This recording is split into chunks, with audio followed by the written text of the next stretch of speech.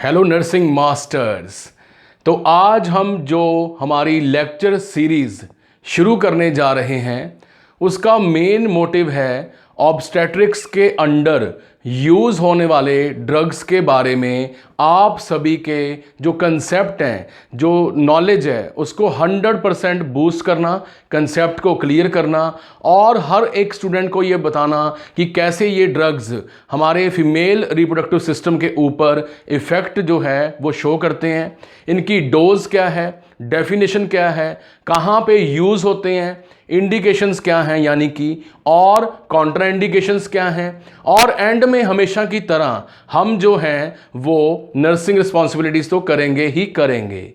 Okay, तो stay till the end of the lecture. हर एक पॉइंट को नोट कीजिए हाइलाइटर के साथ डायरी के ऊपर और ऑब्स्टेट्रिक्स के पॉइंट ऑफ व्यू से क्लास में छा जाइए। आप किसी भी कोर्स के स्टूडेंट हो सकते हैं। मैं प्रॉमिस करता हूं कि हमारे जो टॉपिक्स हैं, वीडियोस हैं, वो अपनी तरफ से हम जो है मैक्सिमम कोशिश करते हैं कि आपको 100% वीडियोस जो हैं वो डिलीवर की जाएं, 100% नॉलेज जो है वो डिलीवर की जाए। So let's begin our journey.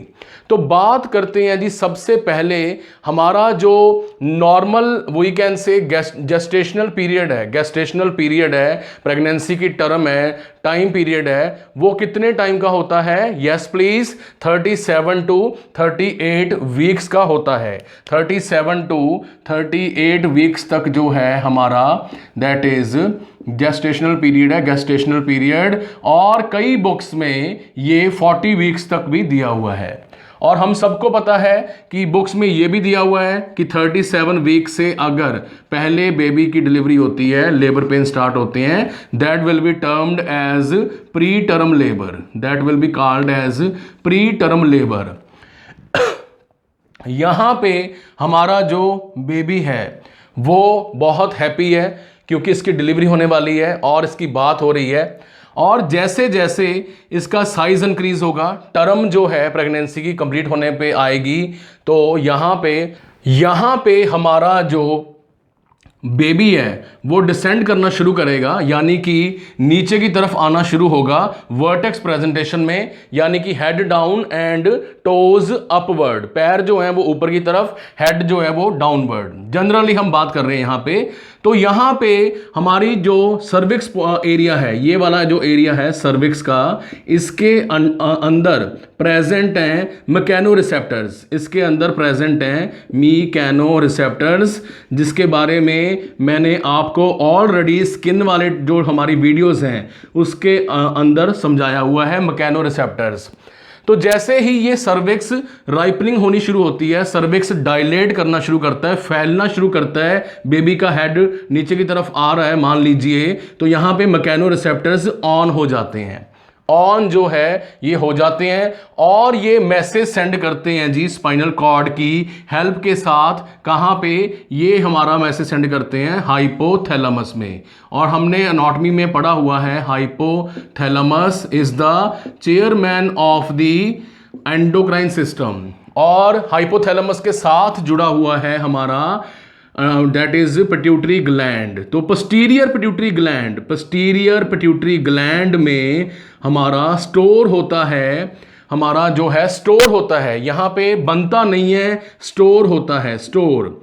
Okay, यहाँ पे स्टोर होता है हमारा ऑक्सीटोसिन हार्मोन, और यही हमारा आज का टॉपिक भी है, ऑक्सीटोसिन मेडिसिन। ठीक है जी, ये जो मेडिसिन हैं ये क्या करती हैं, कैसे जो है हमारा इनका सिंथेटिक फॉर्म जो मैन मेड फॉर्म है वो कैसे काम करता है। ठीक है जी, तो आपने देखा कि यहाँ पे सर्विक्स डायलेट होना शुरू हुआ और यहाँ पे मैकेनो रिसेप्टर ऑन हुए और बनना शुरू हुआ ऑक्सीटोसिन।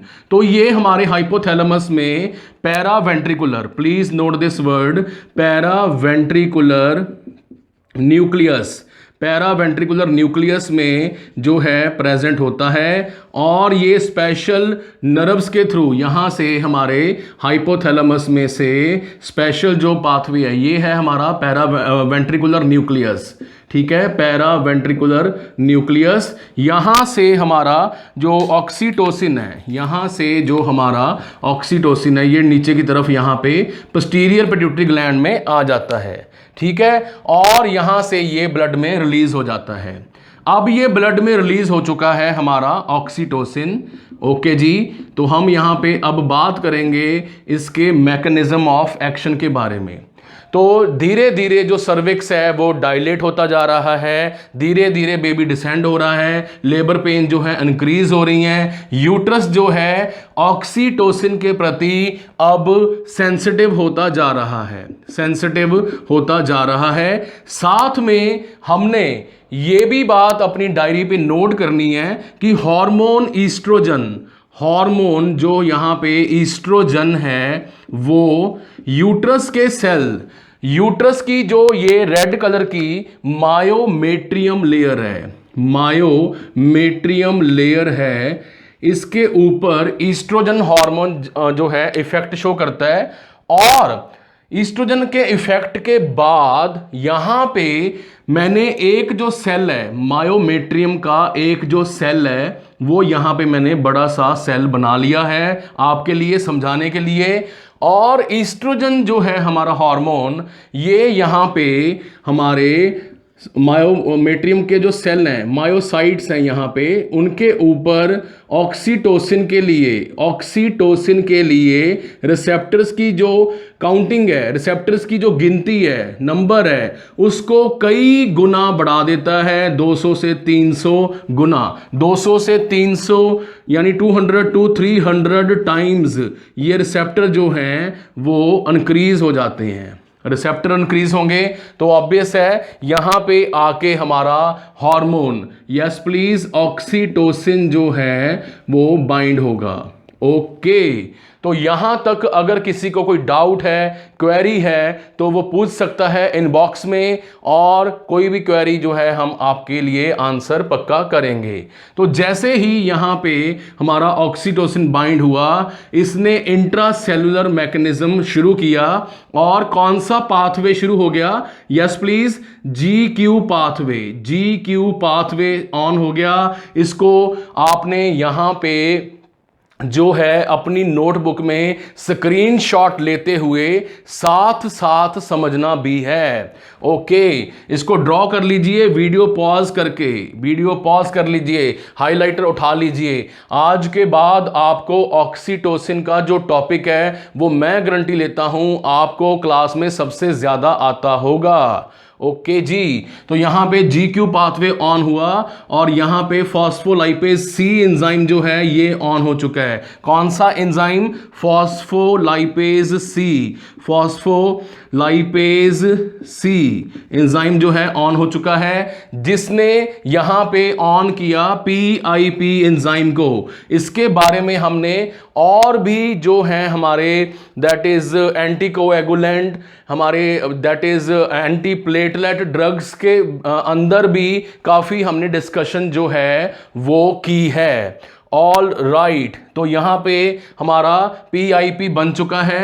PIP जो है ब्रेक डाउन कर दिया जाता है 2 कंपोनेंट्स में। 2 कंपोनेंट्स का नाम है जी DAG एंड हमारा IP3, DAG and IP3।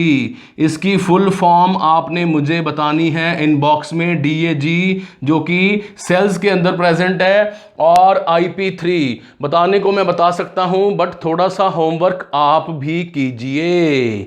Okay, तो यहां पे DAG जो है वो बन चुका है। DAG क्या करेगा, यहां पे फॉस्फोकाइनेज C को एक्टिवेट करेगा। किसको एक्टिवेट करेगा जी, फॉस्फोकाइनेज C को एक्टिवेट करेगा, जो कि आगे जाके हमारी फॉस्फोकाइनेज जो है न्यूक्लियस को, सेल के न्यूक्लियस को स्टिमुलेट करेगी, और यहां पे हमारे जो है वी कैन से चैनल्स की गिनती को, चैनल्स की काउंटिंग को इंक्रीज कर देगी। इन चैनल्स के थ्रू अंदर क्या आएगा जी, इन चैनल्स के थ्रू अंदर आएगा हमारा yes calcium, lots of calcium जो है सेल के अंदर एंटर करेगा, इसका इनफ्लक्स होगा यहां पे। ऑल राइट, तो साथ में जो हमारा IP3 है, IP3 क्या करेगा? डू यू रिमेंबर कि हर एक सेल के अंदर जो है स्मूथ एंडोप्लाज्मिक रेटिकुलम है, स्मूथ एंडोप्लाज्मिक रेटिकुलम, और स्मूथ एंडोप्लाज्मिक रेटिकुलम में क्या स्टोर था? हमारा calcium, SER, smooth endoplasmic reticulum. Cell की वीडियो मैंने आपको बहुत डिटेल में करवाई है, अगर वो वीडियो आपने देख ली एक बार तो आपको मैक्सिमम जो बॉडी के सेल्स हैं उनकी एक्टिविटी के बारे में क्लियर कट समझ आ जाएगा, क्लियर कट जो है समझ आ जाएगा। ओके, स्मूथ एंडोप्लाज्मिक रेटिकुलम जो कि आगे स्टिमुलेट करेगा किसको? कैल्शियम रिलीज को। तो कैल्शियम ही कैल्शियम अंदर आ चुका है, और हमने उसमें पढ़ा हुआ है मस्कुलोस्केलेटल सिस्टम में कि इससे जो है हमारी actin myosin proteins, actin myosin proteins यहां पे प्रेजेंट हैं। एक्टिन मायोसिन प्रोटीन्स, इनके बीच में क्या हो जाता है जी? इनके बीच में यहां पे क्रॉस ब्रिजिंग जो है वो हो जाती है। बट ये क्रॉस ब्रिजिंग करवाने के लिए यहां पे क्या चाहिए? कैल्शियम। तो कैल्शियम काफ़ी मात्रा में अब सेल में आ चुका है। हाइपोथैलेमस से रिलीज हुआ ऑक्सीटोसिन, ऑक्सीटोसिन ने यहाँ पे आके पाथवे बनाया, पाथवे की हेल्प के साथ यहाँ पे रिलीज हुआ हमारा दैट इज कैल्शियम। अंदर आया सेल के अंदर कैल्शियम, तो कैल्शियम यहाँ पे आके बाइंड करेगा और हमारी actin and myosin protein, actin and myosin protein जो है वो आपस में क्रॉस ब्रिज बनाएगी, क्रॉस ब्रिज बनाएगी, और मायोमेट्रियम का जो हमारा वो है सेल है उसकी दीवारें जो हैं वो पास में आ जाएंगी, पास में आ चुकी हैं। तो सेल क्या कर गया? कॉन्ट्रैक्ट। अगर एक सेल यहां पे हमारा मायोमेट्रियम का कॉन्ट्रैक्ट करेगा तो millions and millions of cell जो हैं वो ऑक्सीटोसिन के इफेक्ट के अंडर क्या करेंगे? कॉन्ट्रैक्ट करेंगे। इसी को बोला गया है यहां पे हमारा दैट इज कि यूट्रस की टोन जो है वो इंक्रीज हो गई, यूट्राइन कॉन्ट्रैक्शन जो हैं वो इंक्रीज हो चुकी हैं, यूट्राइन कॉन्ट्रैक्शन, और ये कॉन्ट्रैक्शंस तब तक चलती रहेंगी जब तक कि बेबी जो है वो एक्सपेल ना हो जाए अंडर नॉर्मल फिजियोलॉजिकल कंडीशंस में। ठीक है जी, मैं साथ में बोल रहा हूं, अंडर नॉर्मल फिजियोलॉजिकल कंडीशन में हमारा जो ये ऑक्सीटोसिन मेडिसिन है, हार्मोन है, वो क्या कर रहा है? मैंने आपको बता दिया इसका मैकेनिज्म ऑफ एक्शन। नॉर्मली तो हमारी जो प्रेगनेंसी है, ठीक है, प्रेगनेंसी है, उसमें हमारा जो ये ऑक्सीटोसिन है ये उसके प्रति हमारा जो फीमेल का यूट्रस है वो लेस सेंसिटिव है during pregnancy. But last trimester में, आखिरी 3 महीने में, आखिरी 3rd ट्राइमेस्टर में हमारा फीमेल का जो यूट्रस है इसकी सेंसिटिविटी, संवेदनशीलता जो है वो ऑक्सीटोसिन के प्रति ज़्यादा ही बढ़ जाती है। ठीक है, ज़्यादा ही जो है बढ़ जाती है। और हमने यहाँ पे ये भी देखा कि इससे जो है टोन भी इंक्रीज होगी, यूट्रस की कॉन्ट्रैक्शन की फोर्स भी इंक्रीज होगी, फोर्स यानी कि एम्पलीट्यूड इंक्रीज हो जाएगा, फ्रीक्वेंसी इंक्रीज हो जाएगी, और ये एक पावरफुल कॉन्ट्रैक्शन वेव क्रिएट करेगा।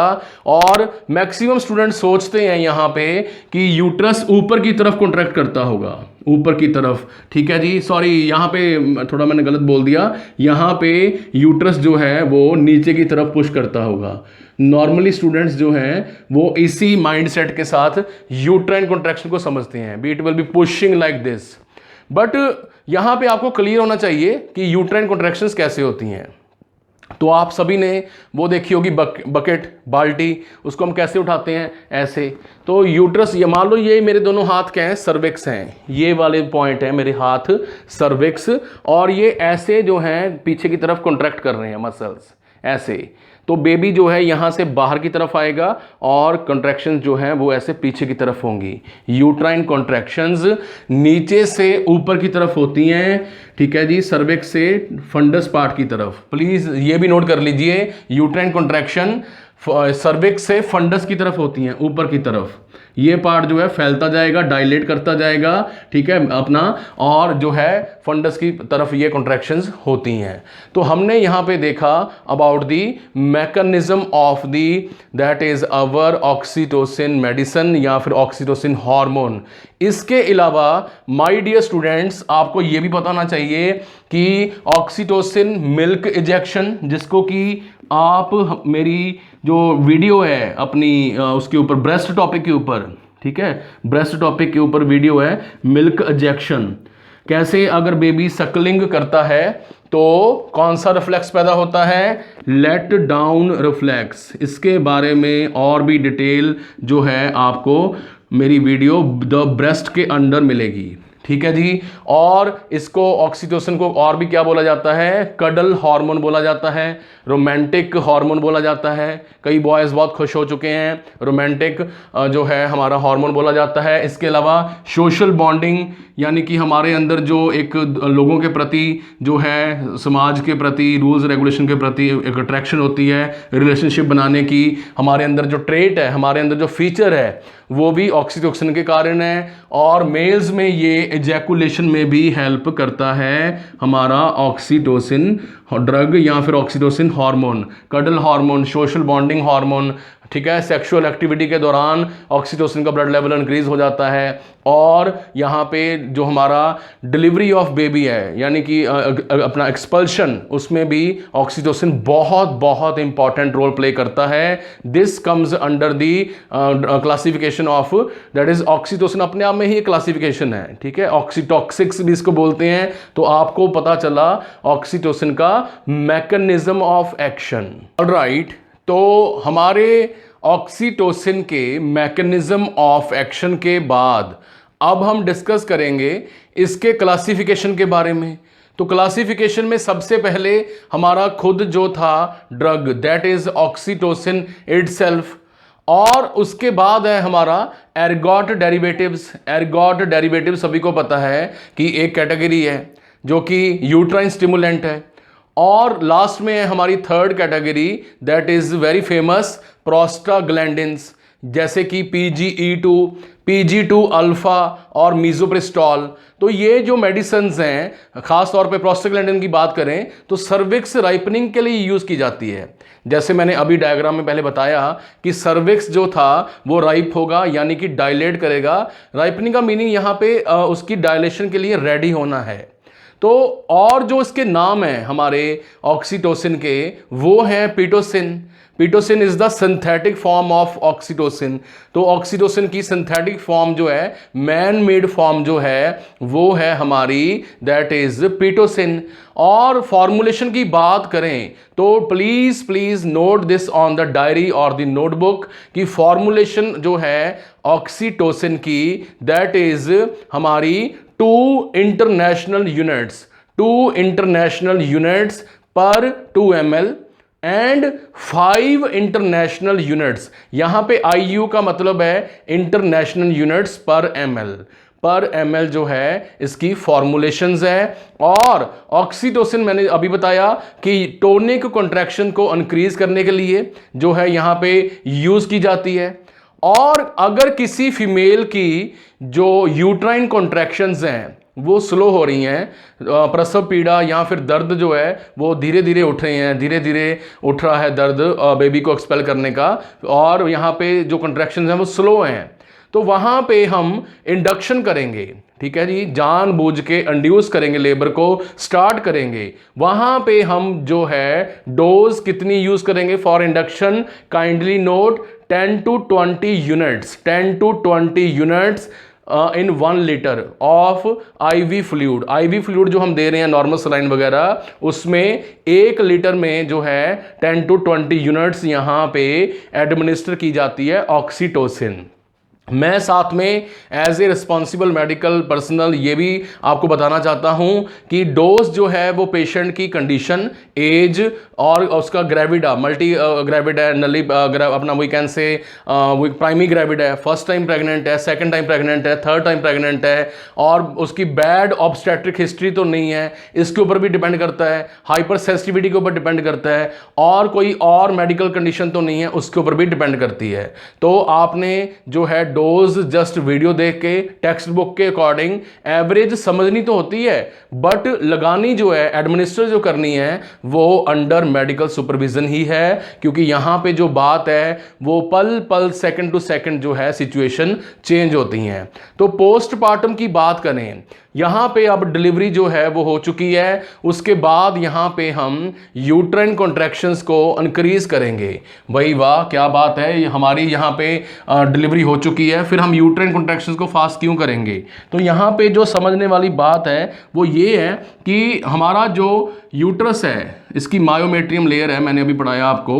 तो मायोमेट्रियम लेयर में प्रेजेंट है ब्लड वेसल्स, मायोमेट्रियम लेयर में प्रेजेंट हैं ब्लड वेसल्स। जैसे ही यहां से प्लासेंटा शेड ऑफ हुआ, यहां पे प्लासेंटा लगा हुआ था, ये अब यहां से शेड ऑफ हो चुका है, हट चुका है, डिलीवरी हो चुकी है, हमारी third stage of labour complete हो चुकी है। तो यहां से हमारी जो है पोस्टमार्टम ब्लीडिंग जो है, हेमरेज जो है, ब्लीडिंग वो स्टार्ट हो चुकी है। तो हमने यहाँ पे ऑक्सीटोसिन की डोज को बढ़ा दिया, डोज को क्या कर दिया, बढ़ा दिया। तो हमारा यहाँ पे ध्यान दीजिए कि ऐसे ब्लड वेसल पड़ी है, ये दूसरी ब्लड वेसल है। यूट्रस के जो मसल्स हैं, मायोमेट्रियम लेयर के मसल्स हैं, उनका ऐसे क्रिस क्रॉस नेटवर्क है, क्रिस क्रॉस नेटवर्क है, ऑब्लिक भी है, लॉन्गिट्यूडनल भी है, वर्टिकल भी है, ऐसे क्रिस क्रॉस नेटवर्क है। तो जैसे ही हम यहाँ पे ऑक्सीटोसिन की डोज इंक्रीज करेंगे, ओके, तो ये ब्लड वेसल्स को एकदम से ये हमारे जो मसल्स हैं वो क्या कर देंगे, कॉन्ट्रैक्ट कर देंगे, कॉन्ट्रैक्ट करेंगे। तो ये ब्लड वेसल में से ब्लीडिंग जो है वो क्या हो जाएगी, बंद हो जाएगी या फिर स्लो हो जाएगी। तो आपने देखा कि ना सिर्फ इंडक्शन ऑफ लेबर, कॉन्ट्रैक्शन को बूस्ट करने के लिए, बढ़ाने के लिए ऑक्सीटोसिन यूज होती है, बट पोस्टमार्टम के मामले में भी ब्लीडिंग को प्रिवेंट करने के लिए भी थर्ड स्टेज ऑफ लेबर के बाद ऑक्सीटोसिन जो है वो यहाँ पे यूज होती है, ठीक है। और डेस अमीनो ऑक्सीटोसिन आपने देखा, जैसे यहाँ पे अभी आप देख रहे हो, desamino oxytocin induction of labour के लिए यूज होती है, और इसकी जो डोज है दैट इज 50 इंटरनेशनल यूनिट्स, जो कि हर आधे घंटे के बाद 30 मिनट्स के बाद रिपीट होती है। 50 इंटरनेशनल यूनिट्स यहां पे जो हैं वो दिए जाते हैं।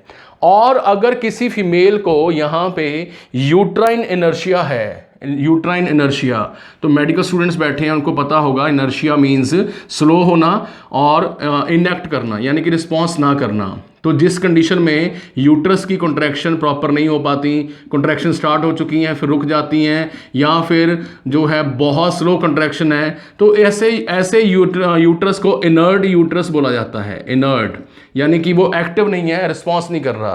तो ऑब्वियस है यहाँ पे एक बार फिर आएगी हमारी ऑक्सीटोसिन, पीटोसिन यहाँ पे एडमिनिस्टर की जाएगी। तो यहाँ पे जो हमारी डोज है यूट्राइन इनर्शिया के मामले में that will B 25 international unit, 25 international unit, जो कि हर आधे घंटे के बाद 30 मिनट्स के बाद इंक्रीज करनी होगी, ठीक है जी।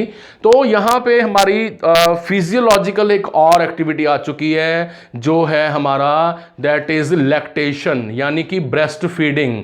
ब्रेस्ट फीडिंग के मामले में भी हमारी जो ऑक्सीटोसिन की डोज है वो होगी that is 25 to 50 international units, जो है फीडिंग देने से पहले दी जाती है, सो दैट लैक्टेशन जो है इनिशिएट की जा सके, प्रॉपर जो है मिल्क इजेक्ट किया जा सके, ठीक है जी, प्रॉपर जो है मिल्क इजेक्ट हो सके और बेबी जो है लेट डाउन रिफ्लेक्स के कारण मिल्क को पी सके।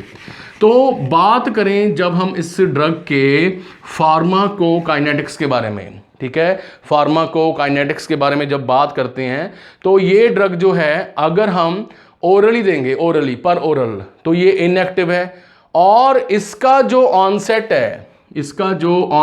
है, मैकेनिज्म ऑफ एक्शन, वो जब दिया जाता है जी हमारा that is we can say IM जो है वो 3 to 5 मिनट, IM जो है वो 3 to 5 मिनट में ये अपना ऑनसेट हो जाता है ऑक्सीटोसिन का। और जब IV दिया जाता है तो ये है हमारा 1 मिनट में एक्शन स्टार्ट हो जाता है। यहाँ पे हमारी नर्सिंग रिस्पॉन्सिबिलिटी जो है बढ़ जाएगी, ऑब्वियस है, मेडिकल रिस्पॉन्सिबिलिटी बढ़ जाएगी। IV 1 मिनट और IM 3 to 5 मिनट, ठीक है जी। और इसका जो ड्यूरेशन है, ठीक है, हमने ऑक्सीटोसिन लगा दी तो इसका मैक्सिमम जो ड्यूरेशन है, असर है, वो कब तक रहेगा, ये बात भी डिपेंड करती है पेशेंट टू पेशेंट, ऑब्वियस है। बट मैक्सिमम जो बुक्स में लिखा हुआ है that is 3 to 5 hours, 3 to 5 hours तक ये जो हमारा इफेक्ट है, ड्यूरेशन है, ये मेडिसिन दिखा सकती है। और ये हमारा जो ड्रग है ये लिवर के द्वारा बनाया जाने वाला हमारा एंजाइम है, दैट इज यस प्लीज, कौन सा एंजाइम, दैट इज ऑक्सीसाइटोनियेज जो एंजाइम है ये इसको मेटाबोलाइज कर देता है, ठीक है। ऑक्सीसाइटोनेज ये जो एंजाइम है ये इसको मेटाबोलाइज कर देता है, इसको ब्रेक डाउन कर देता है। और इसकी जो एक्सक्रीशन है, बॉडी से बाहर निकलने का जो सिस्टम है वो होता है जी यूरिन के द्वारा, ठीक है। तो यहां तक हमने जो है क्या क्या स्टडी किया, यहां तक हमने डेफिनेशन, मैकेनिज्म ऑफ एक्शन जो कि मैंने with the help of diagram समझाया आपको, इसकी क्लासिफिकेशन हमने डिस्कस की, और इसके डोज के बारे में, ड्यूरेशन के बारे में भी हमने यहां पे स्टडी किया। तो यहां पे अब हमारा टॉपिक आएगा जी इंडिकेशंस, कहाँ पे ऑक्सीटोसिन देते हैं। तो फर्स्ट है, ऑब्वियस है, टू ऑगमेंट द लेबर, बढ़ाने के लिए, बूस्ट करने के लिए, एम्पलीफाई करने के लिए, कॉन्ट्रैक्शंस को फास्ट करने के लिए ये ड्रग जो है वो दी जाती है। सेकंड है हमारा IOL, यानी कि इंडक्शन ऑफ लेबर के लिए दी जाती है। यूट्राइन इनर्शिया मैंने आपको अभी बता दिया, पोस्टपार्टम हेमरेज के बारे में मैंने बता दिया, और यहाँ पे ब्रेस्ट इनगॉर्जमेंट अगर हो जाए तो उस मैटर में भी हमारी जो ऑक्सीटोसिन ड्रग है ये एडमिनिस्टर की जाती है। अब बात करेंगे हमारे कॉन्ट्रा इंडिकेशंस के बारे में।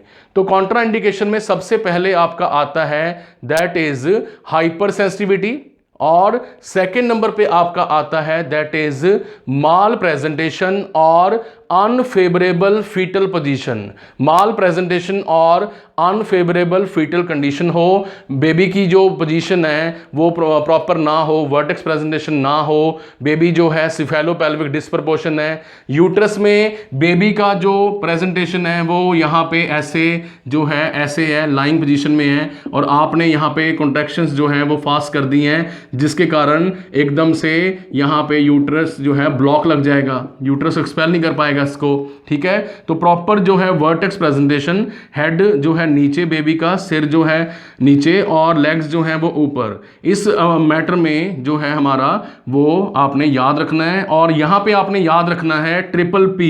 तो क्या ट्रिपल P नॉर्मल है, पैसेज यानी जिस रास्ते से हमारे बेबी ने बाहर आना है वो नॉर्मल है। हमारा पावर जो है यूट्राइन कॉन्ट्रैक्शन की वो हमारा नॉर्मल है, ठीक है जी। और हमारा पैसेंजर यानी कि हमारा यात्री बेचारा बेबी फीटस जो है वो फिट है, उसके फीटल हार्ट साउंड जो है नॉर्मल आ रहे हैं। तो यहाँ पे हमने काफ़ी कुछ जो है माइंड में रखना है। Please note this word triple P।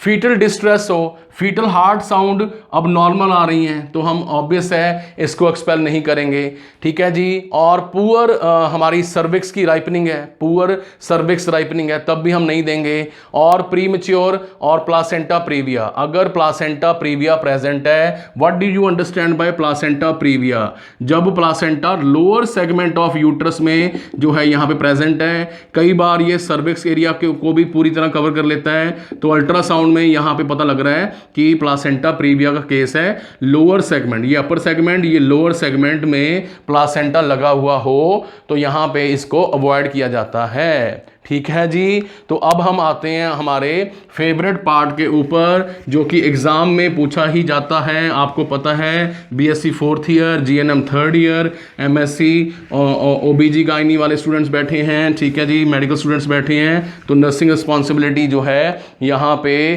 क्या होगी? सबसे पहले है हमारा कि हम जो हैं उसकी फ्रीक्वेंसी यानी कितनी बार कॉन्ट्रैक्शंस हो रही हैं, ड्यूरेशन कितनी है, उसको हम यहाँ पे असेस करेंगे। करेक्टर वर्ड बहुत यूज किया जाता है बुक में। करेक्टर का मतलब है कितनी स्ट्रॉन्ग कॉन्ट्रैक्शन हुई, उसका हर बार जब कॉन्ट्रैक्शन होती है तो वेव जो है कॉन्ट्रैक्शन की वो फास्ट है, इनफ है कि बेबी को पुश कर रही है बाहर। और जैसे ही हमने यहाँ पे ऑक्सीटोसिन लगाया तो कॉन्ट्रैक्शन कितनी नॉर्मल है, ठीक है। सेकंड पॉइंट की बात करें तो ऑब्वियस है, हमने vital signs, foetal heart sound यहां पे तो लगातार मॉनिटर करने ही होते हैं, क्योंकि मैंने अभी बातों बातों में बताया कि ये जो ड्रग है ये टर्म के पास यूज किया जाता है, बेबी की डिलीवरी के पास यूज किया जाता है, लास्ट ट्राइमेस्टर में यूज किया जाता है। तो वाइटल साइंस को, हार्ट मॉनिटर को, हार्ट साउंड्स को मॉनिटर करना, फीटल हार्ट साउंड को काफी इंपॉर्टेंट हो जाता है जी। और यहां पे हमारे फ्लूइड एंड इलेक्ट्रोलाइट बैलेंस की भी इंपॉर्टेंस है, जो हमने पेशेंट की चेक करके रखनी है, और उसको जो है लगातार ऑक्सीजन सप्लाई भी हमने साथ में बना के रखनी है, ठीक है। और यहां पे हमने एक और इसका जो एंटीडोट है, एंटीडोट अगर बहुत ज्यादा कॉन्ट्रैक्शन स्टार्ट हो जाएं, यूट्रस जो है वो हाइपरटोनिक हो चुका है, तब हमने यहां पे एज ए एंटीडोट कह सकते हैं, प्रिकॉशनरी मेजर कह सकते हैं, हम दे सकते हैं उस पेशेंट को मैग्नीशियम सल्फेट MgSO4। ये तो आपने पक्का नोट कर लेना है, government job exam NCLEX RN में इसके बारे में बहुत डिटेल में पूछा जाता है। और अगर पेशेंट को फीटल डिस्ट्रेस प्रेजेंट है तो हमने यहाँ पे इमीडिएटली जो है डॉक्टर को बताना होता है कि फीटल डिस्ट्रेस इज प्रेजेंट, क्योंकि फिर मेडिकल टीम जो है वो डिसीजन ले सकती है फॉर दी सिजेरियन। और उसके बाद हमने जो है यहाँ पे अगर डेल्टॉइड मसल के अंदर जो है ऑक्सीटोसिन एडमिनिस्टर की है तो इसको थोड़ा सा मसाज भी करना होता है, ताकि सो दैट यहाँ पे हमारी जो ड्रग है वो प्रॉपर अब्जॉर्ब हो सके, प्रॉपर अब्जॉर्ब यहाँ पे हो सके, ठीक है जी। तो हमने काफी कुछ यहाँ पे देखा कि ऑक्सीटोसिन ड्रग जो है वो कैसे काम करती है। आपको ये वीडियो कैसा लगा? आपको इस वीडियो में बताए हुए फैक्ट्स जो हैं वो कैसे लगे? अगर आपको ये लगा कि मैंने आपके लिए काफी मेहनत की है तो please don't forget to press the like button, share button and press the subscribe button. Thank you for watching this video.